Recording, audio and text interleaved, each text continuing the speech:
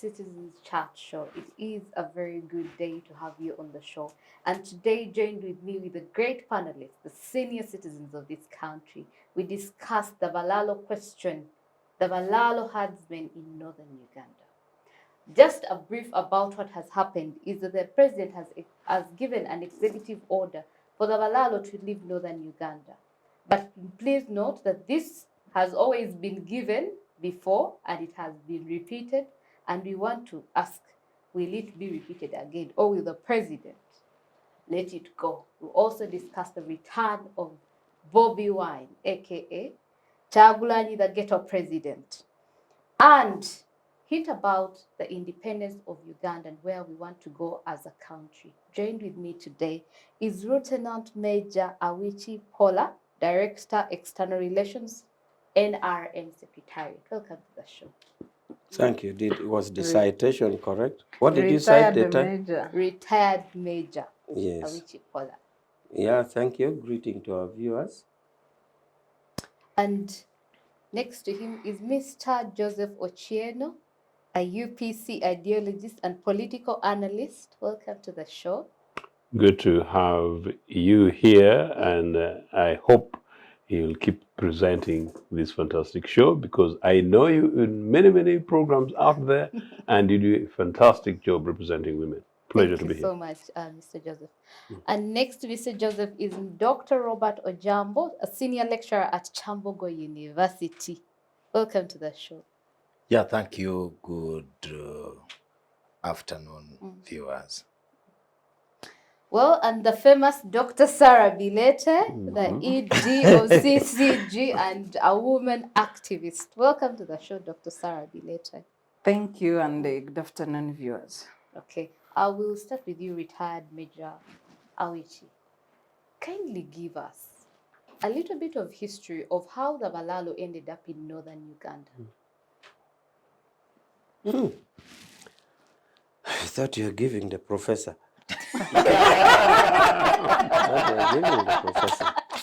Okay, fine. Because it's all your fault.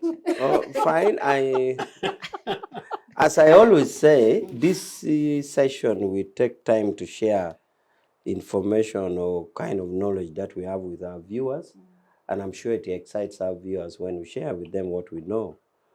And of course, we get their feedback through their comments. So the little that I know, I will share. First of all, Balaalo is a word that was coined. You don't even know whether it is it has a derogatory sense or it doesn't, but we should take it to mean that in common usage, it is used to describe a group of cattle keepers who were nomadic. These were a group of cattle keepers who don't keep in one place. One place like designated farms, fenced, or paddocks or something. Now, in the days in the past, because of the poor agricultural establishment then, where the veterinary doctors and associated farm supervisors were not there, as with cattle keeping, you'd keep here. If you're attacked by disease, you migrate. Or if land was finished, grass was finished, you move. Or if there was lack of water, you go. So they would move. So that kind of nomadic life was prevalent among Banyankole cattle keepers and Banyarwanda cattle keepers. But also Karamojong practiced the same. Karamojong also kept moving. But the Balaalo title or reference got stuck to basically Banyankole cattle keepers, whom some people call Baima, and also Banyarwanda cattle keepers. So the usage of Balaalo can now be taken to mean the two. The nomadic Banyarwanda, Banyankole cattle keepers. So they are the Balaalo. Now, long time ago, Balaalo used to move. Others would move to look after other people's cattle if they don't have theirs. Because historically they developed the expertise and the love for cattle, they would go to look after other people's cattle. My grandfather had Balaalo. Late Brigadier Sefali said he also looked after people's cows in Dogolo, Cecilia Gwal's place. Actually could speak a bit of Langi. But lately, the type of Balaalo movement were those who were moving with their cattle instead of looking after people's cattle like it used to be. Because during a Min's regime, statistics in the Ministry of Agriculture showed that Langis, which originally was the district of Apache and Lira, plus a bit of some Langis in Acholi. Langis spilled in Acholi throughout from Karamoja to National Park here in Karuma. On the other side, there's Langis, always sub-county and the rest. That's where Lanya, the former speaker, was a Langi, but inside Acholi. So you find that belt. So that belt alone had more cows than Ankole during a Min's regime. So that is where the Balaalo used to go to look after cows, but not their cows, but other people's cows because of their expertise and love for cows. And many grew wealthy out of it. And there's one who was called Kagabu. Kagabu came back to Kigumba from Lango, from my place, and he was the wealthiest man in Kigumba with over 10 kraals and kraals of about 400 each. He still has a family. They died though, but he still has a family. Over 10 separate kraals. So he got the wealth from there because whenever they would be employed, they would also buy theirs and keeping and also multiplying there. So by the time Kagabu came back, he was one of the wealthiest people around. Now, the recent one was to the effect that there was shortage of land already this side. So they went to the north. Some got the land by way of renting. They would go to Ochieno and say, Ochieno, I have cows, can I rent from you? Others started getting from friends, I keep my cows. Loaning, not loaning as such, but keeping to Ochieno to keep. Others went and bought. Now, the complaint from the population is that others were illegally acquired, especially in public land areas where there was no clear ownership. The land tenure system in the north is not like in the south. So tenure system in the north is that you can still get a vast area of land which does not belong to Ochieno or Opio. So the fear there is that others went and occupied this public land without permission. But there's also a farm, for example, in Pader, which is a ranching farm for the government. Others went there. So sometimes people were questioning, under what circumstances, where did they get the authority? How did government give them and did not give us the local? So it became a political matter to the extent that one time a brigadier who was a Muralo himself, Kanyesige, was given the power to chase them, and he was using helicopter. I remember a friend of mine in Muralo said, I got so annoyed by Kanyesige chasing us with helicopter, I even left the cows there for him, because it was breeding political issues. So in brief, therefore, the going of the Balaalo are historical in the distant past and in the recent past. And that is how they acquired the land. Well, thank you so much, retired Major. And I'll ask this question to you. As a person that is part of the NRM, you say securing the future. Is that the best way you have secured the future of the Balaalo herdsmen? Well, this is actually not a government intervention, because if you ask me whether it is the best way of securing the life for Balaalo, it's like a government intervention. This is not a government intervention. These are an intervention by initiative of members who think that government policy of liberalism or even government way of law and order and the law which provides that you can settle in any part of the country, they are taking advantage of it. So it is not. But the way that government thought they could secure the future of Balaalo is the way Museveni has been doing since his days of Ntare School. He has been advocating for this Balaalo to get settled land, reduce cattle in number, change to quality than quantity, that is the way government thought they would secure the future. But what you're seeing now and what you're referring to is initiative of individuals. The government position is secured land. There was land reallocation, for example, in Ankole. A land committee was set by parliament, headed by Pulkol, David Pulkol, where farms were reallocated to settle cattle keepers. Okay? Lands were recorded. By the way, it is part of why Bianyima families are grieved, because that allocation committee, it was called Land Reorganization Committee something, but it was headed by Pulkol. So this was the intervention by government. So that is the way government intended to secure their future. Making them settle, providing veterinary services, educating them to reduce from quantity to quality. But this one you're saying is their own initiative. Mr. Joseph, as a person that was part of UPC and is still part of UPC, are you seeing that the NRM has secured the future of herdsmen and the land that belongs to people of northern Uganda? NRA, of course, is busy securing its own future and the future of their children and children's children in an extremely pathetic, dangerous, and extremely divisive way. I must, first of all, also put a disclaimer on this question by my good brother, Comrade Awich, who does extremely good work for NRA, that somehow in the past,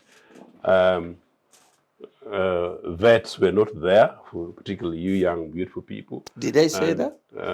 Okay, in terms of availability for them to do the work for farmers. No, Comrade Awich unfortunately got that one fundamentally wrong. In fact, if anything, it is basically the absence of organized government policy why we have this mess. I am old enough to say and to know that I saw Balaalo, and Comrade Awich, your accent is right, in Nagongera. And the Balaalo who were in Nagongera are not the Balaalo who would aggrieve a population today. The Balaalo who were in predominantly many parts of Uganda and parts of Botswana, in fact, indeed across the country, the Balaalo who would aggrieve people today. But at that particular time, particularly in the 60s, government led by Vice President and Minister of Agriculture, John Babiha, did the historically revolutionary thing that this NRA branch have failed to pick leaf from. Agricultural officers across this country at sub-county levels were provided every sub-county across the country to advise free of charge. Veterinary officers were available at every sub-county level, free at a point of service and delivery. Cattle ducts, cattle dips, provide provision of water. Cattle dips across Ankole, Choli, Lango, Maitoro, up to and including in Karamoja, and dips, one partly for water and two for treating cattle to, in terms of making sure that they do not get many of these funny diseases.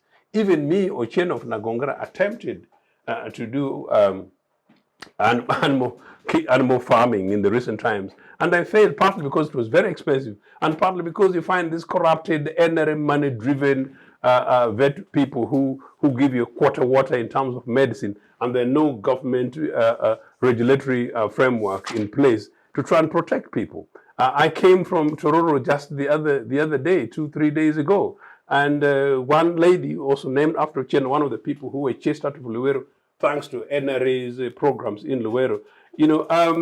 She talks of how they woke up at 4 o'clock in the morning, Sarah, to go and line up for vet to basically buy, drugs in order to try and look after their chicken. So this is basically a shambolic program by NRA. And it's extraordinary that Museveni, who has an understanding allegedly of cattle, having bounced himself and pumped himself into Kisozi, our national farm, and now started boasting with cattle in a farm which we know is basically a public farm, to be the one talking about quality rather than quantity on public farm. He has been an extremely bad example. But that said, Balaalo in northern Uganda, which makes a breaking news stuff, that this is an individual thing, not government. Do we have a government in this country? How do we end up with a bunch of people in their hundreds, in their thousands, traveling from, if you like, the cattle corridor of Ankole, Rwanda part, Kigezi part, Toro in a way, and found themselves in northern Uganda? One, in their big numbers. How? Number two, it has been established most of these guys have guns. Where do they get guns from? It has been known that many of these people go and occupy equivalent of villages and control, and they guarded by people who are basically formerly known soldiers. How? And when they do all those, where is government?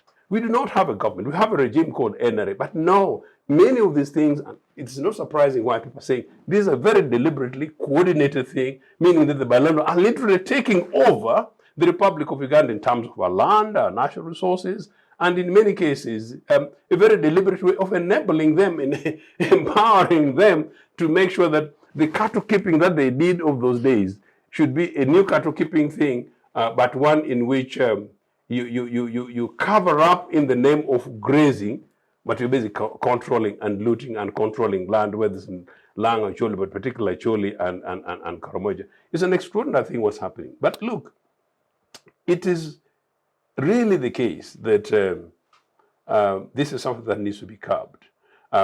What presidential directive has Museveni come up with? And if the guy is a ruler, Museveni is a ruler, a presidential directive which is not followed, as you suggested, Directive 1, Directive 2, Directive 3, and you claim you're in charge?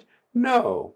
Many of these things are shambolic lies which Museveni is putting on the top, but basically pumping his people down. Let's keep going because we're controlling a charge. We're cattle keepers. No, in Nagongara, we agriculture is not cattle keepers. But we've also kept cows. That is true. But the idea that we want to create a situation in which Uganda is nationally becomes a park, for Balaalo cattle keepers, and because we have this free movement of people, it's okay. I don't know if I can go somewhere in the corner of Kirihura, and then I say, oh, there is a free, and there's a lot of free grazing land down there. That's why I question to Comrade Awich is very important. If it is the case that a particular part of the country no longer has free land, they're congested, it's the job of governments are parents. They think, how are we going to enable these people? Government needed to have to come out with a policy and program in which they would engage, not Balaalo, engage on behalf of Balaalo and other cattle keepers across the country that, look, you've got land, part of our population have cattle, can we use this? You lead in the process of negotiations and discussions. Maybe you give these guys incentive, sense of guarantees, and sense of security. That's what needs to be done. But finally, what happened to the Lango cattle? What happened to the Lango cattle? How comes that from the biggest number of cattle to mini zero? What happened to part of the Karamoja cattle? What happened to part of the indeed? And then finally, what happened to the Teso cattle? I saw with my own eyes the Karamojong of the south, and I've said this thing, including this book. The Karamojong of the south pulled cattle across Otoboy down to Soroti South. Retired Major, what happened to the cattle of Lango? Is a question for you. When do I answer it? You can Now? take it, yes, please. Okay. No, the question of Lango cattle has a lot of misrepresentation. Good enough, I come from East Lango. There's East Lango, which borders Karamoja, and then there's West Lango, which borders River Nile. Okay? Like Obote's people are Kohoro, borders River Nile. Actually, Masindi Port, when you are driving on the Kampala-Gulu Highway, it's like 5 kilometers, very near that road. That is where the boundary of Obote's place with the Masindi district, from Masindi district borders. So it's just very near that road. You can even walk from the Gulu Highway to the water, which you pass only with ferry. There's no bridge. Now, the understanding of what happened to the cattle in Lango is different in the west compared to the east. Because the deliberate rustling of cattle by Karamojong cattle rustlers started over a long period of time and span. So those who saw it during Museveni's time think it is Museveni. But those of us in the east who saw it, for example, it started with Amin. Dr. Robert, do you agree with that sentence? Can I finish? In that, the first wrestling started with spears. Karamojong would come with spears, but the communities would fight them and resist. The second wrestling, gunpowder was introduced during Amin's regime and being deployed the army. But the Karamojong were already introduced to gunpowder and they would come with guns. When Amin was overthrown, the entire barracks of Moroto was looted by Karamojong. The raiding increased. Obote deployed an army militia called Diankalaburu. Diankalaburu means my cows will pass over me when I'm dead. It was a big militia group, more than Amura and the Arrow boys. They tried, but Karamojong were more armed. They had better arms. By the time NRA came to Lango, when I was part of NRA, the Soroti Lira Road, the Lira Kitgum Road, were already passed by cattle rustling. They had crossed that road. Because again, when Lotwa was overthrown, the same Moroto district, Moroto barracks, soldiers deserted. Karamojong again looted. So there has been 3 regimes of gunpowder in Karamoja. The initial gunpowder, the looting of Amin's barracks, gunpowder, the looting of Lotwa's gunpowder when NRA took over power, armed them.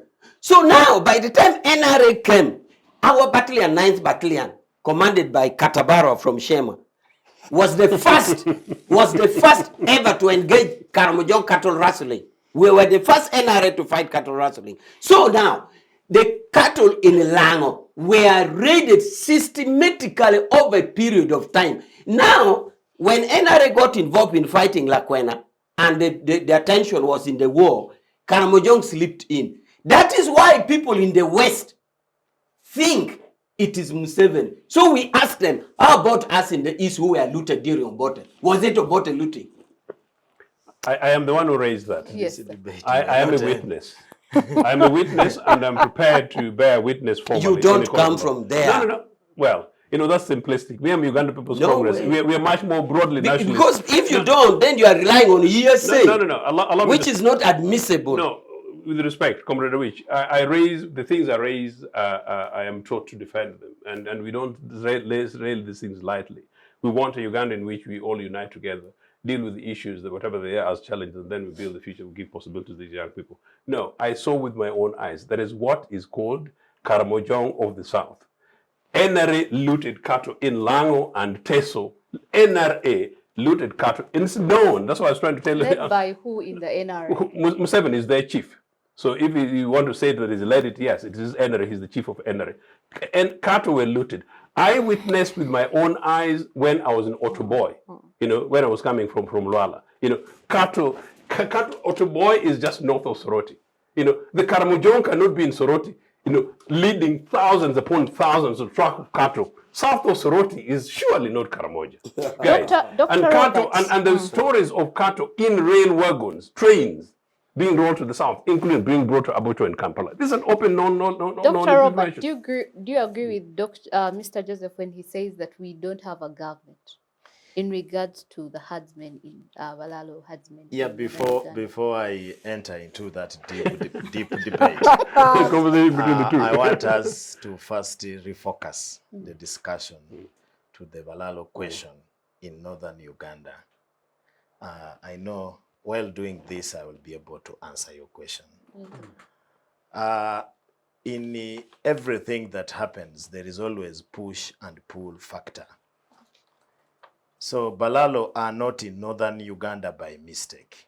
And if anybody thinks so, then that person needs to reconsider. Yeah, the background given by my senior colleague, the retired major, is correct. Yeah, that in Western Uganda, we had a small group of people, in fact, the minority of what we would call today Western Uganda, that is Chigezi, Ankole, Toro, and others, who were by occupation pastoralists.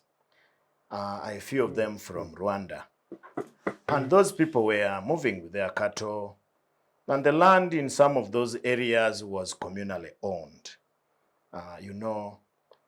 Many of the people in Western Uganda were pushed from Rwanda by some problems that were there, people in Kigezi, people in some parts of Ankole, and others. But in those two groups, there were those who were settled farmers, who are the majority. The bigger area are settled farmers, and a few pastoralists, whom people normally refer to as Balaalo or Bahima.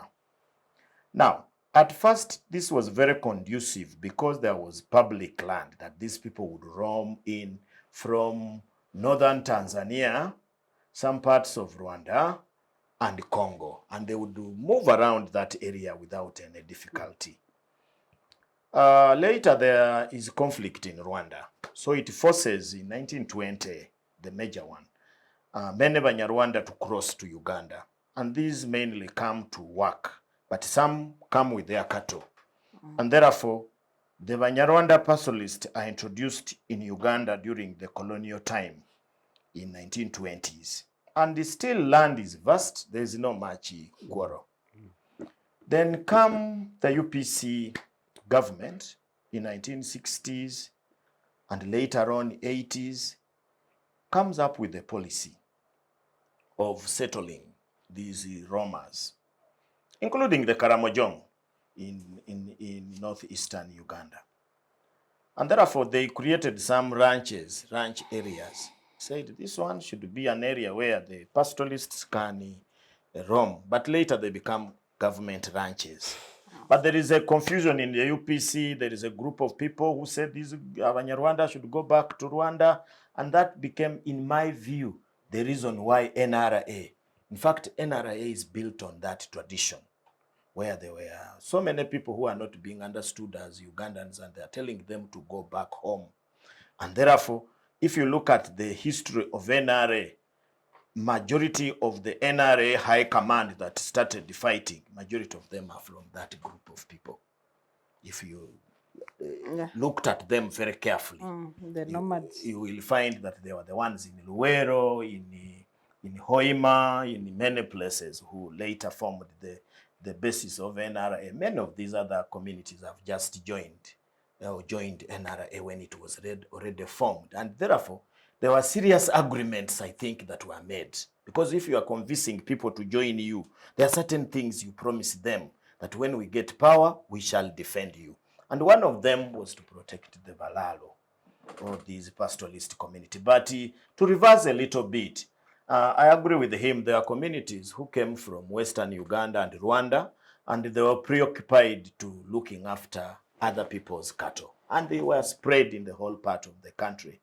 Maybe with the exception of Karamoja. Karamoja, they did not go there because that one would result into a war. Oh, they even had their own experts. Those are also nomads. They also had their experts. So Balaalo is a term that was later coined to describe a cattle keeper, somebody who looks after other people's cattle. In Uganda here, that's what it was known. Mulalo wange would mean a person who looks after my cattle, and they would be paid in terms of cattle. Now, let's move very fast and now look at the push-pull effect. Western Uganda, after the NRA took power in 1986, there is a deliberate effort for people to settle. And now people realize that they must change land ownership. So Western Uganda, land which used to be public or government, is now individualized by certain powerful people in government. They either take it by force, and I'm saying this, my dear, I am a student of land and land conflicts. I did my PhD in land conflict in Bukedi and Bugisu. So these are matters I follow very closely. So you have a group of people who start owning public land and turn it into private land. If you go to that area, the areas where there were Balaalo, Wampara, Ntungamo, and others, there were hills, and these were grazing hills. These hills at first did not belong to anybody. If you go there today, these hills are owned by powerful people. Powerful people, I don't want to restrict it to government, but people who are powerful. And in Africa, you can't be powerful without being attached to the state. It's not normally very possible. So the Balaalo in Western Uganda have nowhere to graze their animals. So that becomes a push factor. So they remain with a small corridor, maybe in Isinjiro, those dry parts of Western Uganda, where sometimes the weather there is very bad, and therefore they have to keep looking for areas. Now, why don't they come and settle in maybe Wakiso, in these other places? You find that the land tenure system in Uganda is very strict. There is no land that does not have the owner. They go to parts of Kyambogo. Because of the war, the Ruero Triangle War, there are so many people who died in Kyambogo or left that place because it was infested by war. So that's why you see in Uganda, the Balaalo question is more paramount in Kyambogo, Mubende, and Kyankwanzi. Kyankwanzi, in fact, is the biggest problem. Because in Kyankwanzi, even if you go there and you are campaigning and you campaign in only Uganda, you may not win an election. You have to also speak some Lunyarwanda and some of those languages that are there. Now come LRA. Immediately the NRM took over. In 1987, there is a conflict. The people in northern Uganda do not accept NRA. So they start rebellion after rebellion until it reached LRA.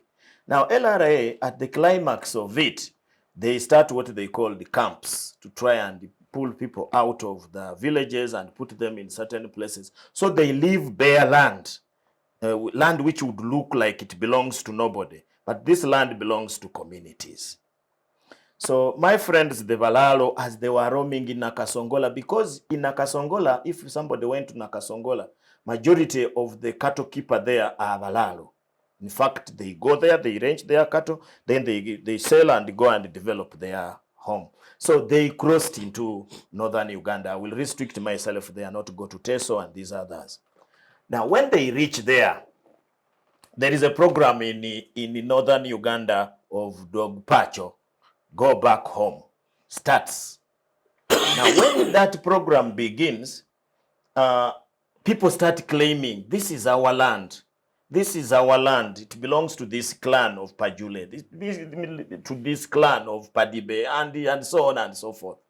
But now there are some NRA bosses or UPDF now who have started getting this land. I will not mention their names on this show, but they started getting this land. So unfortunately, as my senior again said, there is also public land there. So Balaalo first arrive and occupy the public land. That's why public land in Uganda has been contested. Apa, Lango, the Lango ranches, I think, they are no longer there.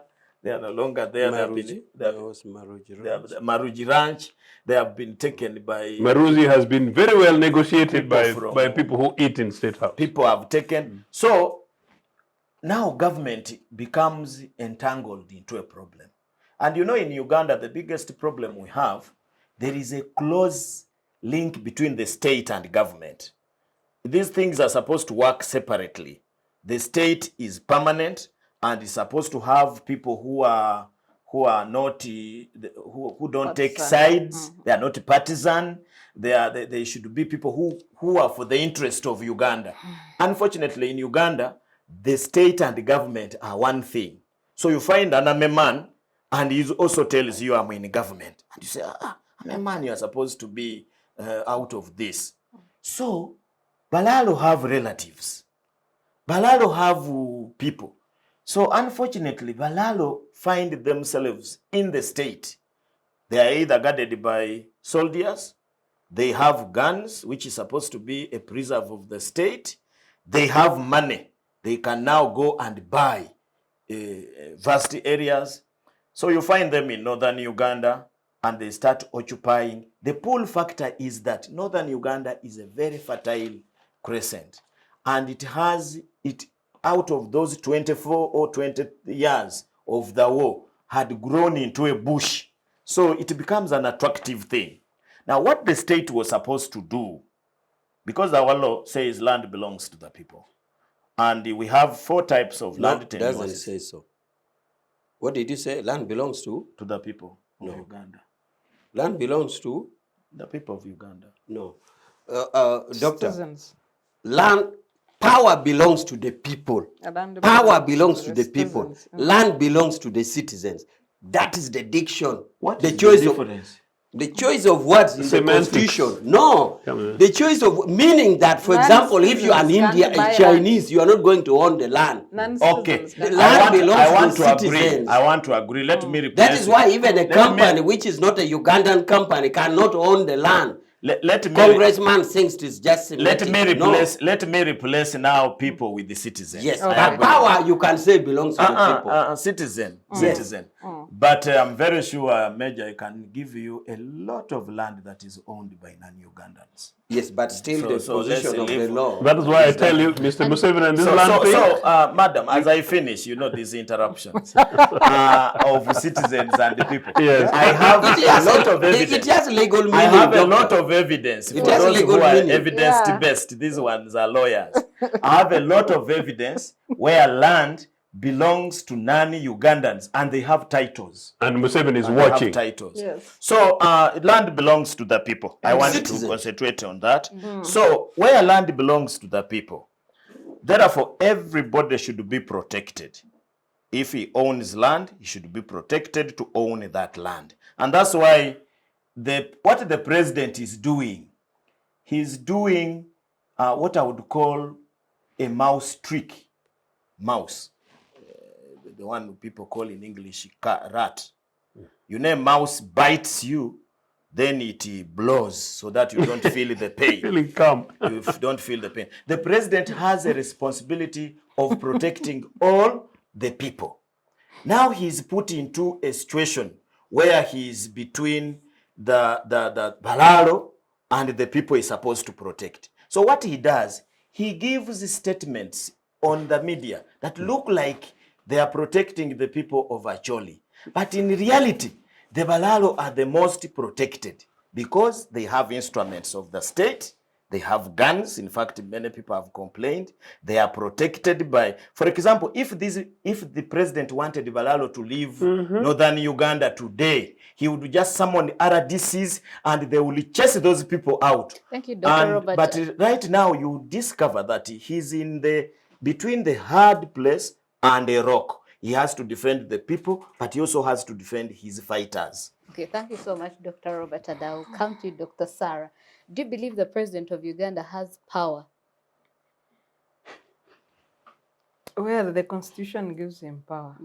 How he exercises this power is another question. But on the question of Balaalo, it's both a political and social question. And if we miss the political intentions of Balaalo, then we will have missed the point. And does he have the power to get the Balaalo out of northern Uganda? I will come to that towards the end. So why do I call Balaalo a political question? When you look at the cattle corridor in the West, it's not that it cannot accommodate its people. So first of all, it is not the absence of land, it is not the absence of pasture and water for cattle that is making people move. The cattle corridor is less populated. Yes. Yeah, so if you go by the statistics, I know we are going into census, the cattle corridor in the West is less populated. Meaning that if government was intentional on resettling its people, all they need is to provide water in that cattle corridor. And then this cattle corridor would accommodate the people. Why am I saying it's a political question? The roving Balaalo started from, they went to Bunyoro, they were armed. Started occupying wetlands, the Bunyoro made noise and chased them. And by then, under the command of General Sejusa, who was then known as General Tinyefuza, he was commanded to make sure, directed to make sure the Balaalo leave Bunyoro. Later, the Balaalo moved to Teso and occupied wetlands in Teso with their cattle. They would first start by occupying wetlands and then go on grabbing land slowly for grazing cattle. but armed. So the first question is, who was arming this Balaalo? Yeah. Who arms people in this country? It is the state. So why arm people and make them move all over Uganda under the guise of being Balaalo? That cattle they are moving with is just a security ploy. The purpose is to resettle one group of Ugandans all over the All country, over the country, yes. and use them for purposes including rigging elections. So when you look at the movements of these so-called cattle keepers, from Teso, when the Teso rebelled against the settlement of Balaalo, some remained. We did a survey we profiled the 2016 voter register. In Teso, the voter register is balancing with Western names. You find more Western names in Teso than any other region in Uganda apart from the West. And you wonder, who are these voters in Teso with the Western names? And how did they come there? Through settlement of the so-called Balaalo. Now they are all over northern Uganda. In Ramo district alone, there is an estimate of 1,500 Balaalo with 35 cattle, and most of them are armed. It is the same story in the whole of northern Uganda. So the question that we should discuss is, why this movement? Because it is the best way to neutralize politically difficult region. It is a smarter way. They will settle there, they will be on the voter register, they will intermarry, they will diffuse the population and diffuse the political dynamics of the region, as well as control the economy of that region. So it is socio-political, economic balance by one tribe covering the whole country. If you look at the dynamics in northern Uganda, communal land, the customary land in northern Uganda, meaning that to buy land, you need a clan to sign for you. I don't know whether that has changed. No. So how are these people buying land? They connive with one person, they take over land, they have power of the state. They are not only armed, but they are also protected. And you cannot fight back. So why?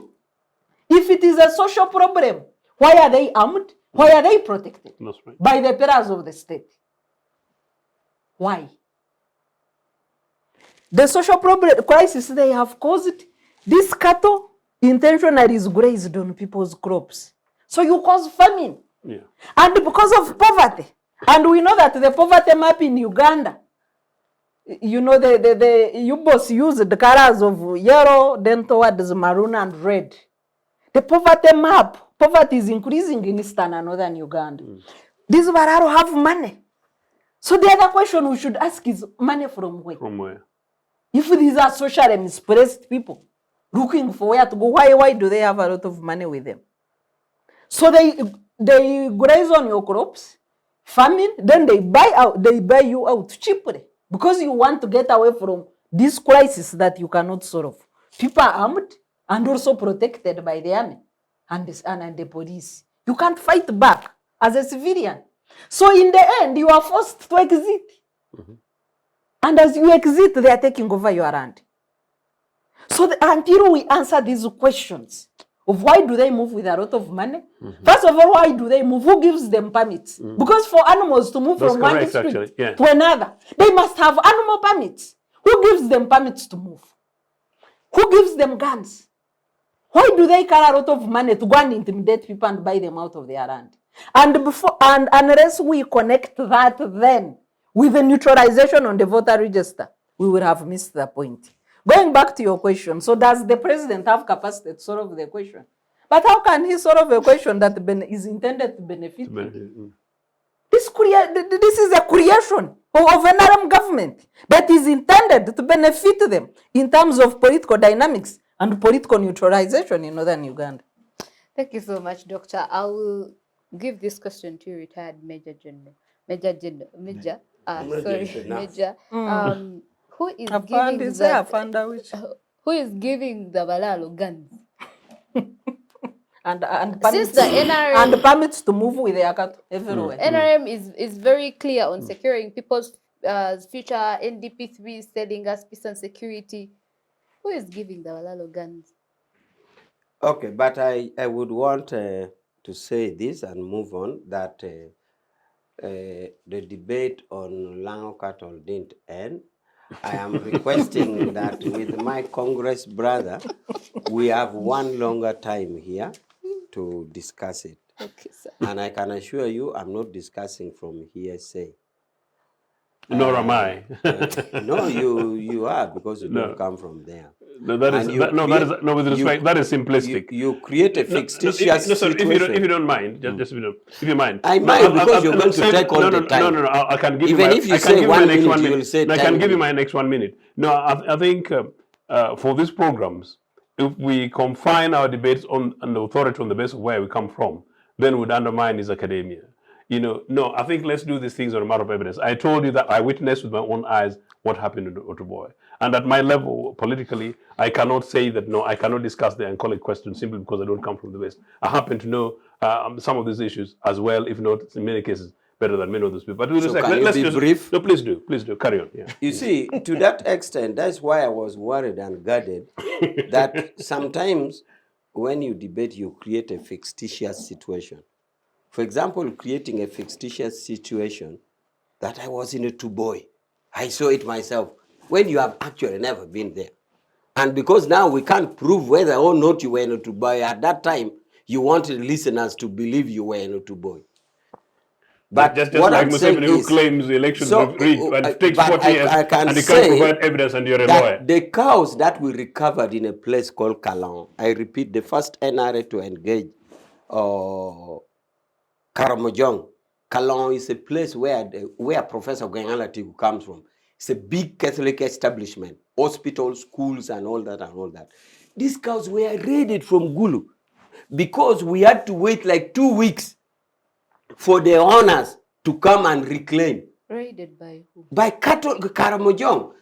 Because these were the first NRA there. Karamojong actually thought there was statelessness. Remember, I don't see why you remember, when did NRM come to power?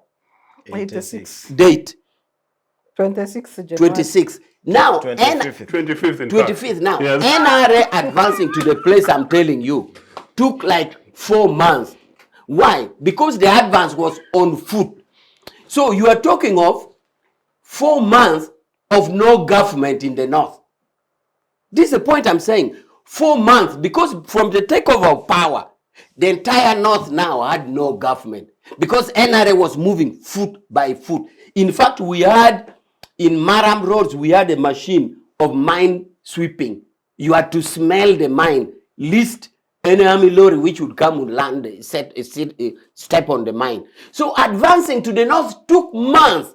Now, in this month, Karamojong had reached Gulu. That's why I'm saying our first engagement, they actually thought there was no government.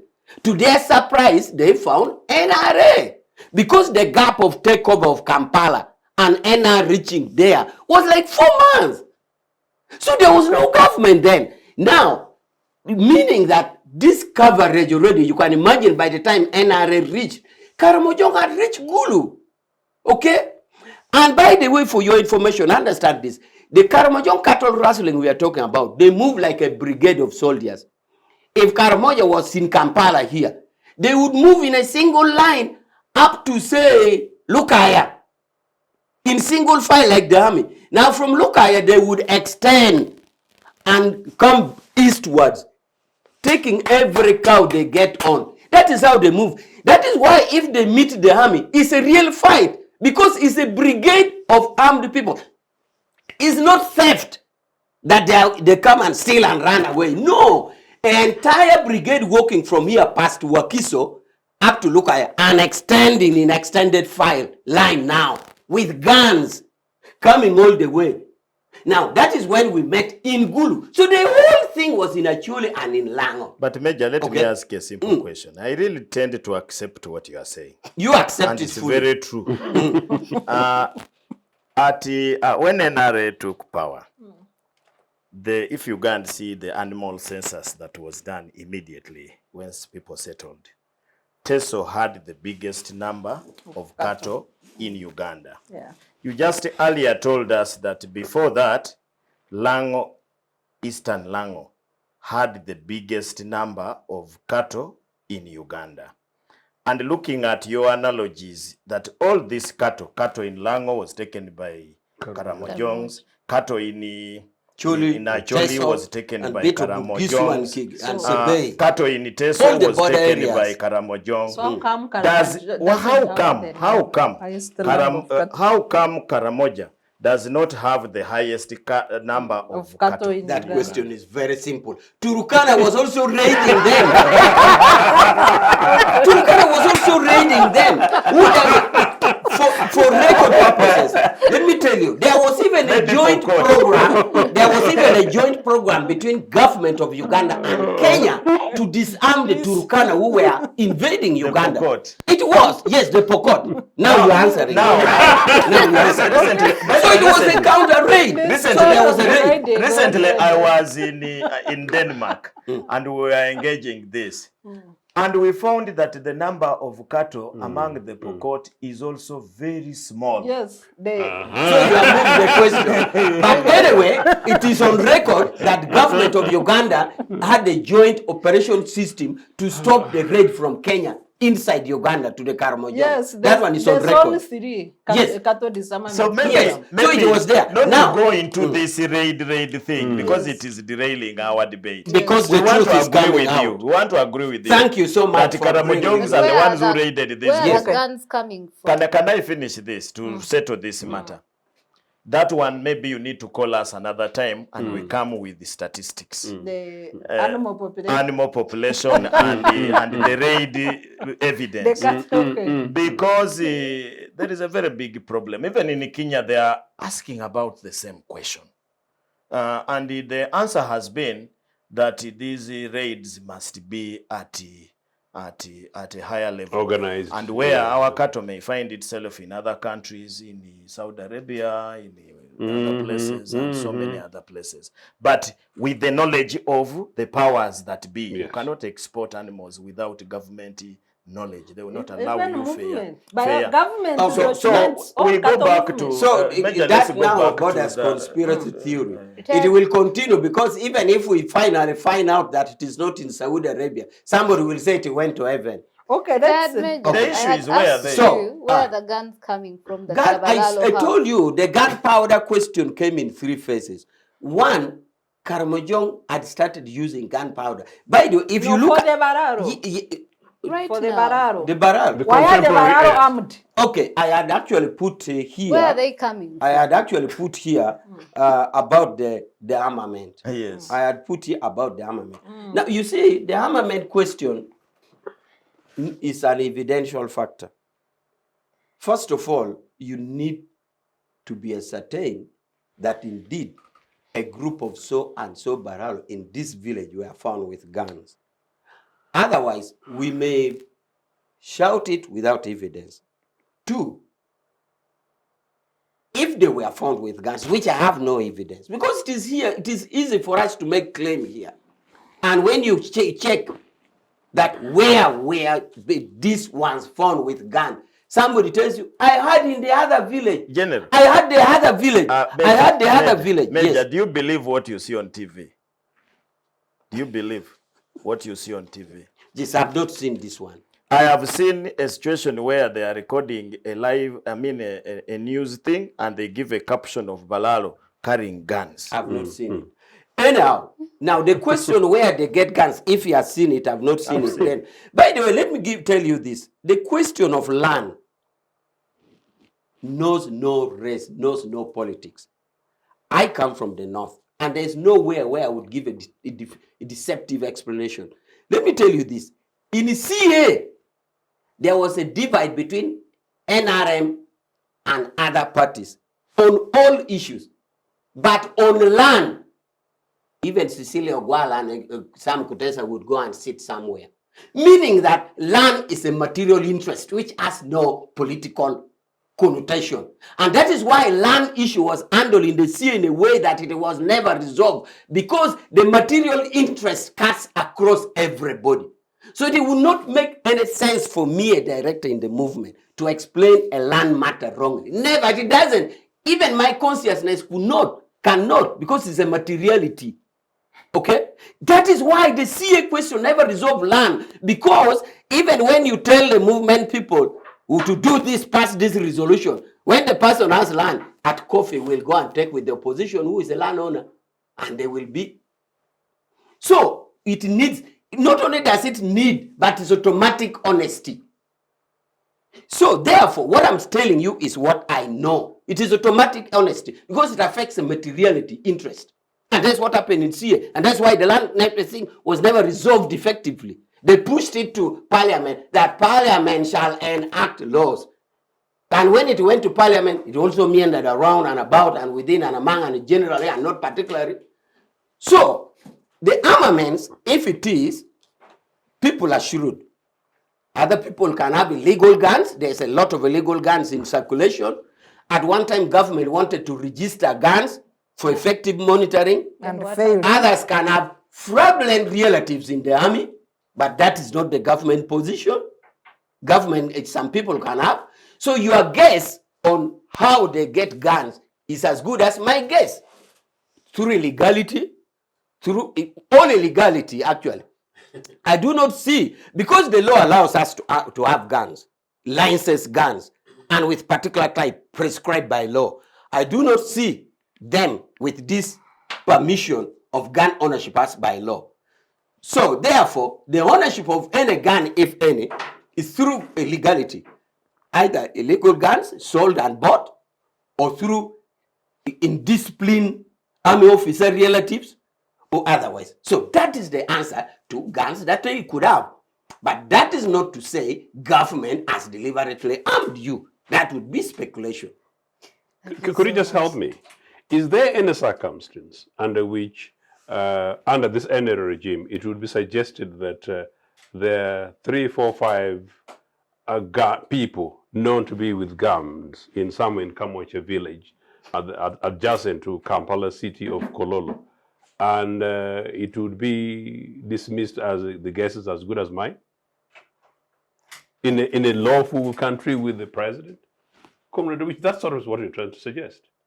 This is actually something which is so serious. I totally agree with you. It cannot and shouldn't be a partisan thing. I've always said we need to be able to deal with these things. And actually with the submissions by Sarah and indeed my brother here, no, these are serious matters that we need to have consensus around which we need to be able to resolve long term. It should not really be a politicized matter, meaning politics for short. For us in UPC, we want long-term solution. It's a mess. Comrade Awich, we cannot say we know people armed, and acquiring land and animals using arms, and Mr. Museveni is watching the other end of it. You see, part of the question would be, or part of the answer should have been, what are the government attempts on this question? Mm-hmm. I already hinted at the beginning that at one time Brigadier Kanyesigi chased Balaalo using helicopter. Okay? There was a command. My colleagues say either it is the rat biting and cooling, or he says it is a way of cooling things, but steps were taken. And up to now, government is seriously working on that. So we could only For how be long? For 40 years? I think the intervention now, this is 2023, the intervention now, or this current intervention that is being taken, started 2022.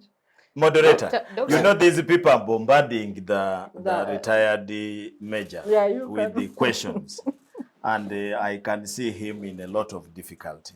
I don't have difficulty. I don't have because his explanation really worries me so much. You know, particularly which my sister here, my elder sister here, asked very specific questions, and there were 3. That Balaalo have guns, they have money, and the They third, move with cattle. the, Who the, the gives move them? one is the permit. The permit. The And these permit. are very clear things which we should just answer very quickly. Unfortunately, we are not getting the answers. But for But me, I the didn't know it was answer, directed to the me. answer comes, That's in my view, the answer is what I've been saying for a very long time. You know, NRA came, they have power and they have everything, but they have failed to establish two things: a state and a government. That one, they will retire when they have failed. And nobody bothers about them. They're a problem of other people. Yeah. And we say those are illegal people. They are just illegal. It creates a very big problem. Number two, the permit. I remember when this man was a minister, there was a very big quarrel between the late General Tumwine and the Minister of Animal Husbandry right now on the permit of animals because of an outbreak of a disease in the areas of Sembabule and Masaka. And it was affecting one who has animals and cannot move them, and the other one had powers to sell. So he had become almost a monopolist. And these are two generals, because Bright is a general and Tumwine is a general. And you really see some unruly children. If President Museveni is supposed to be the father, they are too unruly, and he's just watching them until they settle themselves and one defeats the other, and he keeps quiet. So I think, to answer your question, some of these Balaalo are very powerful people. Yes. Or they are supported by powerful people. And since we have a partisan state, a partisan state, a state which is there to defend the government, The regime. not the country. They are untouchables. They are people you don't touch. For example, he has asked a pertinent question. Let me be suspected with a gun today. I will spend my night at CMI. Only one. CNI or somewhere where many people may not know. Suspected. But although the general does not, the major does not believe in me, but for me, I've seen a picture where Balaalo are carrying guns and they are with their cattle and they are profiling them on news, and somebody has never come to say that picture is wrong. They are armed. They are armed. If they can be allowed to live with that illegality, then they are special people. Then the money, this one is wondering about the money. You see, I have always been arguing, and I do calculations. They say people who have cattle are very rich. So if somebody has 400 heads of cattle, and he sells each at 2 million, because the cattle they have is at that range of money. So how much money does he have? Can he do what we think they done? And the other thing, would he sell everything to have this money? No, he has not sold. Maybe sells 2 or 3. And Emulalo, to sell 4, 5, 6 of his cattle is quite very difficult. So it means even the money they have, either people who are sponsoring them, we need to interrogate this and find out who is sponsoring this Balaalo. But it's simple. In northern Uganda, if you went today to the land records, retired Major Awich, and you went to the land records, you will find that people have registered land there. You know, northern Uganda is supposed to have communal land ownership. But the law now allows, with the amendment in 2007, amended that now communal land can be registered. You can now go and you get a customary certificate. People now, if you checked in Lamu, in those areas, people have registered land there, which used to be communally owned, is now personal land, and his guess is very good and true. And I think, Major, this one you will not argue, dispute that there are a number of people from Balaalo community who have now registered land there. Yet majority of the Acholi don't have that right. I'll give you another example. Doesn't that bring they were the recruiting of the role of the the culture leaders? No, you see, these people have been in camps. Some of them died. The system almost collapsed. Yeah. The system of that cultural thing collapsed. The only powerful person up there is now what? And a few people around him. The clan leaders, nobody knows. If, you, for example, you were a serious general in the army, you almost become a defunct clan leader. You know, one who stays in Mutungo here is a very powerful man in northern Uganda. There was a police recruitment, and this one was at the floor of parliament, therefore has evidence. There was a police recruitment in Mayuge, and they had registered these police people who have been registered, and MP came running to the speaker. He said, we cannot allow this. You know, they give quotas to districts and other places. And 90% of the people who had been recruited in Mayuge had names from Bushenyi and wherever. It caused laughter in parliament. And they told somebody to explain. He could not explain. He could not explain. In fact, that business was abandoned. So there is a problem. There is a problem. And for us, we want to tell the people who are controlling the state, the NRM, that there is a problem. We need a solution. Don't come here to defend. We need a solution. There is no way. We are going to get a genocide in this country. And we don't want genocide at this time. Because President Museveni today is a very good man, powerful, but he's not going to be here forever. But the problems that he has created may affect people. For example, just look at landless Acholi. Landless Acholi people. And the owners of land in Acholi are people from a different area. I don't know which army you will need to protect such a thing. As a woman, the issue of Balaalo in northern Uganda affects women. The issue of land mainly affects women, especially those, especially those that derive their livelihood from land. Land is a matter of life and death. We still have 80% of Ugandans still directly dependent on land and agriculture. So when you go to a region, that's why I said that we shouldn't lose the political lens of disempowerment or conquering a region. Because if I take away land today, even if I give you money, what's the value of money? And which land can you buy to replace? Because customary land is cheap, communal land is cheap. Which land, where can you resettle in Uganda today? Hardly nowhere. So yes, women pay the highest price because they are the ones majorly working on land, except for a few, rich farmers, where the men now come into the farming. So when you have this situation going on in the country, unabated, you have Balaalo. For me, I think unless the actually people tackle the question of Balaalo as a political question, they will never solve it. Meaning that they need a political pushback to the issue of Balaalo. But unfortunately, now Northern Uganda is the new bride of NRM, so they are blind to many of the things that we are discussing here. They think they have arrived and it's their turn to eat. So they won't even interrogate further the questions because they have a few of their leaders being compromised with 1, 2, 3 jobs. And they think they are in things because a few convoys drive to the region. So unless we tackle the question to know that land is the biggest factor of production in Uganda, first of all.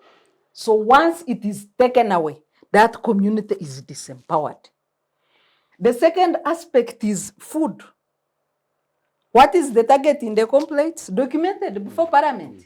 The animals are grazed on people's gardens. You create famine. So apart from your land being encroached on, you have no food to feed your family. Then you are forced out of desperation to sell and go and settle somewhere else. Unfortunately, there are few places where you can settle these days. This Balaalo started from Bunyoro after discovery of commercial quantities of oil. So it is not just a mistake of roving armed Balaalo. When they went to Bunyoro, their first tactic is to settle in wetlands because people are not paying attention in wetlands. Settle in wetlands for 1 week, then they start encroaching on normal land. no more land, forests are gone. Because the issue of Balaalo in that executive order number 3 is coupled with deforestation and charcoal burning. You know, then they are in forests. Then before you discover them, you say they are armed people. Because the news in Bunyoro was that they are armed people in wetlands, in forests. Are they rebels? No, they are Balaalo. We know them. Then General Sejusa, then who was the director of special operations, was deployed to deal with the issue of Balaalo in Bunyoro. They left and moved. By the way, they have gone back. They've gone back to Bunyoro. Yeah. Yes. Because the purpose then was to make sure Balaalo have a presence in Bunyoro. So when you come to compensate land, you are dealing with your own. You are not just faced with any other people you don't know. So you control the dynamics And the, of Balaalo the mathematics can be yes, very nice. Yes. Yeah. So then they went to Teso. Then Teso people, of course, given that their cattle was taken away, for them they were too aggressive, saying, you stole our cattle, now you are bringing yours. So the politics could not work. But when you go to the voter register today, and I challenge people to check That's the voter profile of Teso, you will find Banyankore names. Shockingly, in a large number. In a large number. By then it was 30% in 2016. So now you go to know, tell me the voter register for Northern Uganda, what will it be? So as the regime that's, tries to, get the Maos and the rest on their region, they are also getting the numbers on the register. When the Balaalo are there, some of your prominent people will marry their girls who are very beautiful. So they are taking on, they are encroaching on the numbers apart from encroaching on the economy. They are taking the numbers. You will intermarry, you will produce Balaalo children, and you're gone. And then you find Balaalo are dominant, not only in the West, but they will have a presence. A large presence in Bunyoro, they will have a large presence in Teso, they will have a large presence in Northern Uganda. And that will be their already political capital before any campaign starts. And for me, I think that is the major target. Thank you so much, Doctor. I will come back to the retired major and ask you, does the NRM really love women? From the submission of Dr. Sarah Bireete, does the NRM really love women with what we are seeing in Northern Uganda? So much. The love for NRM and women is so much, and the list is so long. For example, a clear emphasis has been on girl-child education. Earlier before, girls were not taken seriously in education, maids or even married material. So, or marriageable materials. NRM embarked on that, and there's clear rise in education for girl child. 2, the affirmative action of 1.5 points for entrance of university was a long-held cherished position to educate women at a university education level. 3, there's a constitutional provision which says that every body that is organized, a third must be preserved of women. 4, political appointments. You have seen it. Prime Minister, Vice President is there. Yeah. 5, leadership. We deliberately made sure that every district, there's a woman MP. There's no male MP. There's a woman MP. And yet women also contest in other elections, a constituency. 6, you have many legislations, including affirmative actions legislations. Okay. Equal Opportunity Commission. A bigger task of Equal Opportunity Commission is inclusiveness of women into the mainstreaming. Now, that is why even land matters and the law on land and legislation, a clear position taken with a mind that the woman, the tiller of the land, the woman tiller of the land is at the center of planning. Leave alone, eating their food. Leave alone interventions like poverty eradication program, including PDM. There's a designed way for women to benefit. Now, so to answer your question, whether NRM love women. I said so much, and I think I have illustrated it. Now, the Balaalo question is a question that may not affect women per se, but is a political question that must be dealt with, and government have done it. I have told you that a whole brigade with helicopter was sent to handle this, to chase them. But they're human they're beings not and they getting are out. privileged persons. So, like any other challenges in society, it will be dealt with like any other. Madam So, Moderator. Madam, have I answered whether NRM Madam loves women? Moderator, Yes, sir. it's just like asking a Catholic, but do you love the The Pope? Pope.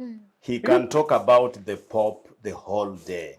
But I The answered issue the we question. are handling here, and the statistics show, all the studies we carry out, is that whenever there is a land conflict, land grabbing, land exploration, and all these words, use them the way you want, the women are the most affected. Yeah.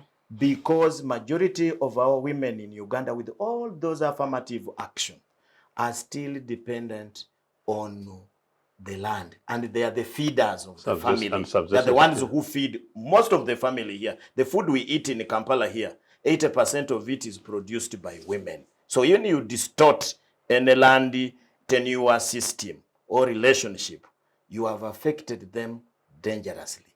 What we want as answers with all these affirmative action, we want to know what is the mitigation factors that government is putting in place to defend these vulnerable women and children from this scam, I call it scam, of Balaalo. I've carried out a study in Busoga because of growing sugarcane.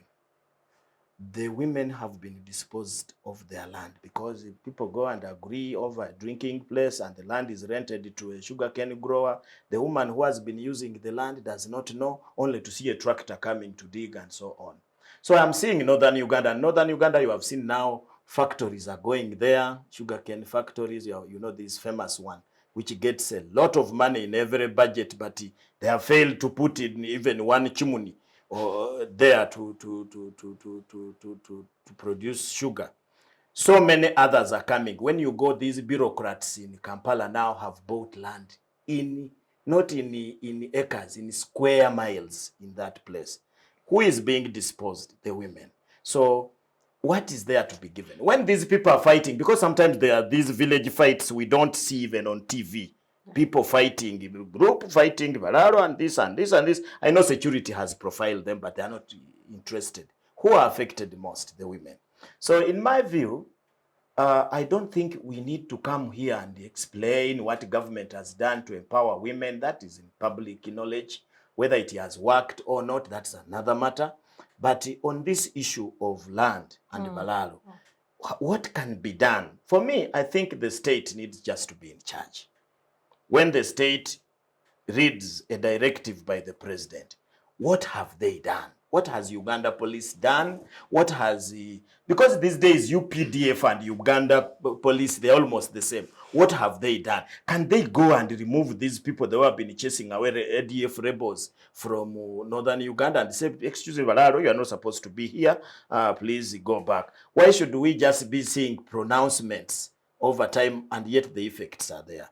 Lastly, when you look at the land tenure system, and it is at this time that the debate of ownership of land is coming. The other day I was shocked by my very old good friend Penimogi Nyeko when he wrote in papers, and that's his opinion is entitled to it, that all the land in Uganda need to be taken up by government.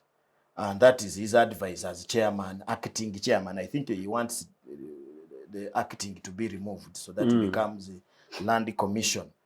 But I don't know whether Penimogi has a lot of, and this is the problem in Uganda. You pick a professor who has been a vice chancellor of a university for the last 15 years and he becomes the chairperson of land commission. So he starts speaking things which don't add up. Because in this era, how can you be proposing in Uganda that government needs to take up the ownership of land when we are very aware that the government of Uganda is the poorest trustee Manager. that you can give land, because that is exemplified by the public land in Uganda. Public land in Uganda has all been lost. And where is the mortgage place where they mortgage this land? The brokers are in State House. Every day they are drafting a letter, the president giving out land someplace, somewhere. And when sometimes he's asked, he is not even aware. Institutional land has been taken. Public land in all parts of Uganda has been taken, including ranches. So there is no way you can give government to be the trustee of people's land in Uganda, especially this government. It will be absurd. Some of us will really feel very bad who spend a lot of time controlling this land. The land laws are very good, but the courts are corrupt. The people who are supposed to protect, because in every district there is a person in charge of these things. What has happened to those people in Lamo? They are seeing this Balaalo. They are seeing what they are doing. It breaks the law. We have never heard that this group of Balaalo have been arrested and they are being laid in court the way they take these Nupu guys who disturb our peace here. They are captured and taken to Masaka and laid to court. We want to see some of these guys who are breaking the law, according to what he said, that these people may be owning guns illegally, to be arraigned in court and they are punished, so that it deters the others from going. But if it happened in Teso, the Bateso, the people from Teso, I'm calling them like the Bantu normally call them, the people from Teso literally chased them. Yeah. They said if it is going to be a war, let it be. Yeah. And they literally chased them. You know, they have elements of Amuka still there. The people in Acholi, they are still confused. But they will literally chase them. They had been beaten through genocide, deliberate genocide, according to Pollar. Reach a time and they will chase them. But the trouble is, if they fail to chase them, my feeling is that many people from that area, since they own this land communally, some people will give this land to individuals and the communities will remain landless, and it will lead to a serious problem in the future. I'm not a prophet of doom. Okay, let's go for a short let's breathe commercial fast break. and we'll be back. The Citizens Chatroom happens every Friday at 2 p.m. on Civic Space TV Online on Facebook and YouTube. We invite you to be part of this conversation. Civic Space TV, freedom always. Welcome back from that short break. And our dear panelists, what could be, each one of you, your recommendation to this issue that we have around the Balaalo in northern Uganda? We'll start with Dr. Sarah. Well, some of the recommendations, for me, first of all, I'm uncomfortable with the president issuing executive orders. I believe they are unconstitutional. The president quotes Article 99, and he has issued about 5 orders so far, executive orders. The president quotes Article 99 as the authority that gives him power to enact laws. I think he has a hangover of the Idi Amin decrees. Because in the 1995 Constitution, there is nowhere where a president can turn himself into a legislator. Article 99, Clause 5 provides that the president can issue an instrument through a minister using an act of parliament. If you read Executive Order 1, 2, 3, and he issued another one on Entebbe Botanical Gardens when he was giving them away, I think that's the 4th, there is nowhere where he quotes an act of parliament. So the executive orders are not anchored in any law. So when you look at the executive order where he says now for a Mararo to move, executive order number 3, for a Mararo to move to northern Uganda, they need permission of the Minister of Lands or Agriculture. Under what law? How can a Minister of Lands now be giving movement permits? How? How? Agriculture would issue permits through the mechanism for animal movement of animals. Ugandans don't need movement permits to move from one part of Uganda to another. People moving with cattle need movement permits that are issued at the village level. show the number of cattle you are moving with and the purpose. So the mere fact that we have this Balaalo with no documentation, it shows that it is government conspiracy to defraud and confuse the people of northern Uganda. So my first way forward is, one, the people of northern Uganda need to look at the Balaalo question as a political manipulation, to take away their land and political legitimacy by manipulating the voter register, and they need to push back based on that basis. Take away your land, take away your political rights. The second issue, to issue an executive order, then after you constitute a committee by Salim Saleh and General Salim Saleh and some ministers, is really to make a fool of people. If a president has issued an executive order, it should be final. You should have done your background. So you issue an executive order, it's like acting and then thinking later. Then you put a committee to investigate. Investigate what? The order. So why did you then issue an order? Now the extension that the president is studying a report of the... This is to make a fool of people. Either the people who are reading this country are too disorganized, or they are making a fool of people. And Parliament needs to assert its power in this matter. Thank you, Dr. Sarah. Dr. Robert, your recommendation? Yeah, it is difficult to give recommendations on these things, but because they are not yet even clear, as you have seen on this panel, we are not very sure on who controls this Balaalo movement to wherever they have reached. So the first thing we need to find out, she has given her point of view, thinks she's political. So that I think that political plan is suicidal. It can be suicidal because it is going to lead to a lot of problems. I think we don't learn from history. We have failed to learn from history. There is no way you can cajole people forever. You can fool people for some time and fool some of them, but you cannot fool all the people all the time. So it can bring a problem. If Balaalo were legally living as individuals, they gunned by their land through the market forces without any of these problems, there would be no problem, because somebody is allowed to buy land anywhere so long as you follow the right procedure. Number two, for me, I think the land question in Uganda still needs to be handled carefully. And you need some bit of expertise. Unfortunately, in this country, things are done by non-experts. And at the end of the day, they come up with the funny resolutions, because even some of these executive orders are given by people who have their own interest, and the president sometimes looks at it. Because you see, in Uganda, so long as something does not affect the power of the president, it is not taken with the seriousness that it deserves. I was joking with somebody that if you want any serious issue, you threaten the presidency. Yeah. You will be handled with all the general was telling me that it's for the sake of our security. So we need to study the government very carefully and how they have been doing their things. Does this Balaalo thing threaten presidency?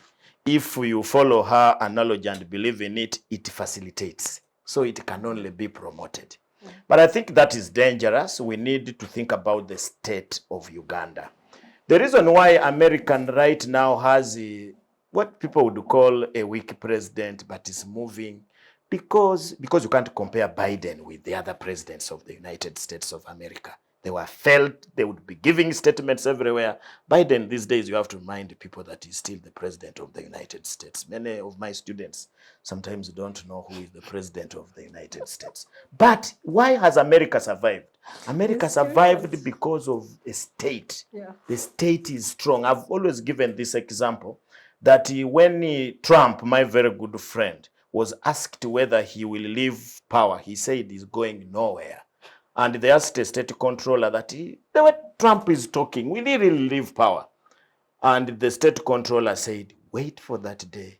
Trump will leave. And he really left. That's the state I'm trying to talk about. Yeah. A state that does not care whether it is President Museveni, whether it is Balaalo, whether it is Ojambo, it must do the right thing. We don't have that state in Uganda yet. The state here is very, very partisan, very partisan. If it likes FDC, it leaves FDC to do funny things. If it likes NRM, NRM does all sorts of things, and they can break the law. They can even fight amongst themselves, and no policemen will. In fact, the police will supervise their fighting. One time I saw, I think NRM, I think had one word, and NRM people were carrying out a demonstration in Kampala. They were killing people, they were walking, singing. They were being escorted by police. I think that is not right. The last thing which we need to do is, today it is northern Uganda. And that is the problem with Uganda. The problem with Uganda, when fires were being, funeral fires were in Uganda, the people from other places said, that is Uganda problem in 1966. The funeral fires went to West Nile, to Acholi and Lango in 1971. The other people in Uganda said, those people from northern Uganda have a problem. The funeral fires went to West Nile in 79. People said, but those people also, those Muslims have really caused a lot of problems here. The funeral fires went to Luero, and it was almost a genocide. There is going to reach a time when there will be funeral fires everywhere in Uganda. So we need to get concerned. People need to get concerned. Today, Balaalo are in Acholi, they were in Teso, they were in Hoima. They will come to many places because they are becoming stronger. They are becoming stronger. They are consolidating themselves with wealth, with the power, and with the law. Because some children of the Balaalo are now studying law, and they will be very easy to defend these people wherever they take them to court. The money they have, the guns they have. So when they can become a very big problem to a country. So we need to come up with a land policy which is clear. Our land policy of 2013 has still not been tested well, because unfortunately for Uganda, we got a Land Act in 1998 and later a land policy. And the land policy still has issues. It has created a lot of problems. Now, right now, there is even a problem of government acquiring land for development. I really sympathize with the government because some of these things have been affected by dealers. How sure are we if these Balaalo are not a government thing to take up land in some places? Because if they have guns and money, where are they getting money? So they need to be handled by the state handlers. But I doubt the state in Uganda will not do that. Thank you so much, Doctor. Mr. Joseph, your recommendation? What recommendation can I give? I have no recommendation except to say that I completely associate with my two colleagues and indeed my comrade at arms here when he's trying to defend the defensible. I must simply say that going forward, really unfortunately, there is not going to be any major change, and as far as some of these issues are concerned, it's important that we have an academic giving a warning to this country in terms of what can happen. I hope that Comrade Awich's bosses watch and take note. It's very clearly the case that not much is going to change unless this regime changes.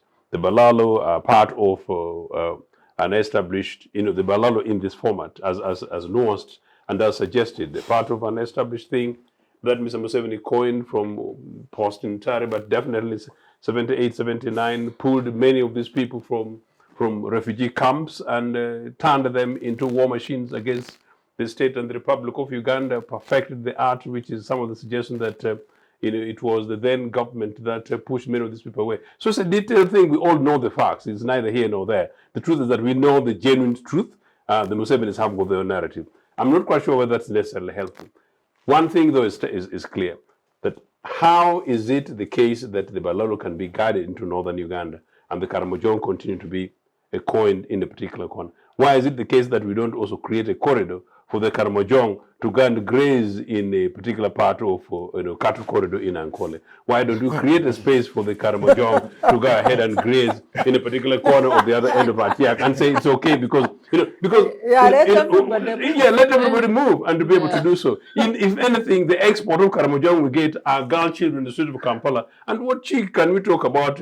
Janet was even a woman, went and took charge of Karamoja, whether she came back with or without gold or anything else, neither here nor there. But the truth is that Karamojong girls are walking the streets of Kampala. The other day in the morning, I was going on a television program at 6 o'clock in the morning, and you're seeing a 3-year-old girl child carrying another 1.5-year-old girl child in the streets of Kampala. It's absolute criminal. And the idea that NRA came and liberated the women, whatever, that is not the topic. We need to be able to come back to that. You cannot talk about this when the core of our people are that. But anyway, recommendations, I have none, except the people of Uganda need to wake up. The people of northern Uganda need to wake up and claim back their space. I know Mr. Museveni went and did what Lara said, torch them in genocide, and now they're too weak sometimes to speak for themselves. But no, we don't want these things to reverberate like that in Nigeria or any part of this country. We want a Uganda in which all of us are back together, particularly back to the 60s when UPC did it so well, when the Balaalo were in Nagongara, and we had no issues with Balaalo because there was law and order, and the citizens of this country was such that power belonged to them. Today, under Mr. Museveni, no, until the man retires, which of course is in 20 years' time. You need to wait for another 25 years, though. Thank you, Mr. Joseph. Retired Major. No. What is the NRM going to do to ensure that the Balaalo leave northern Uganda? I thought I was answering a generic question. You are sharing your way forward. Recommendation. Yes, but before I give my way forward, I need to make short comments on what Doctor said. Doctor talked about Mogi's views on land being reverted to the state. We all know that the main decree put land in the hands of the state up to when the decree was repealed. It did not even work. Up to when the decree, because I think we also further know that laws are not hard and frozen. Laws are dynamic. So there's a school of thought, I don't subscribe though, that the ownership of private land is becoming very troublesome for society. For example, it is well known that the construction of Entebbe Highway Road was more expensive because some individuals fraudulently acquired land and literally make a government project Thieves. very expensive and nearly frustrated. Those are government thieves. Yes, So, and they're known. those are And they're government known. things. So when the government want to do away with it, it thinks that way. So there are pros and cons, and laws are not settled. But that is what the school of thinking. But in the 95 Constitution, it came at a time when the world was a global village. IMF and World Bank had come in strongly. First of all, for the state to pull away its hands from properties. And that is why they sold all factories, sold all industries, sold things. all this. Now, IMF World Bank itself went ahead to persuade many governments that make land belong to the citizens. Why? Because when land belongs to the citizen, the overall arching policy of World Bank of economic, it filters down to the ground. It would be difficult for World Bank to do that. So it's a global dynamics. That is how it went down there. But all said is that there are pros and cons, and laws are not hard and frozen. I am okay with land belonging to the people. I mean, not to the people, to the citizens. But watch out that some of these challenges make some people say, oh, maybe Amin in his way was right. Some people think, and Mogi is one of them. So that is my first comment. The second comment I want to make is that you seem to think I should answer the way you want. You see, when she asked me whether NRM loves women or not, it was upon me to answer, not to answer the way you want. And by the way, maybe the difference in our training, I am a lawyer. A lawyer, you answer what is asked. In drafting, you have to be specific. There's this joke, doctor. Kindly answer whatever. Doctor, God met. Don't try me, you talked enough. God met a young man, and the young man asked God for three things. One, God, let me grow up and don't die. Two, when I grow up, let me drive a big bus. A big vehicle. Three, that big vehicle should be filled with beautiful girls. Three things, right? Growing up, big vehicle, Beautiful girl. beautiful girls. He's now a bus driver of Namagunga Girls School. Is that? I thought that was NRM. So will he complain? So when I'm asked, I have to answer exactly, because I'm asked a question whether NRM loves women. So you don't want me to answer what you want. I should answer what is there. If this boy asks God for 3 things, God will grant it as such. So in my training, I answer question as it is. After all, I even tied it, the Balaalo question to women land. But for you, you seem to have in your mind an answer I should give. I should give my answer. And how it is asked. Now, my final position is Classic. government takes this seriously. And the party takes this seriously. The question, rather than saying it works for Museveni, it works against NRM, because it creates disharmony among our voters, and our voters misunderstand it. That is why for a long time we have been paying attention, so that legitimacy, legality, and no disharmony is created among the population, because it affects our voting. So rather than saying it works for Museveni, it actually works against. And that is why a brigadier at one time was deployed to chase them. So the question of Balaalo for government is being handled so that it doesn't affect us also in terms of our persuading our voters, and also to create harmony among people. Thank you so much, retired Major. And thank you so much, the panelists, for your thoughts about the Balaalo in Northern Uganda. It's just wonderful to listen to this intergenerational dialogue and pick some new ideas. I've been your host, Turyatunga Rebecca Juna. Till next time, subscribe to us.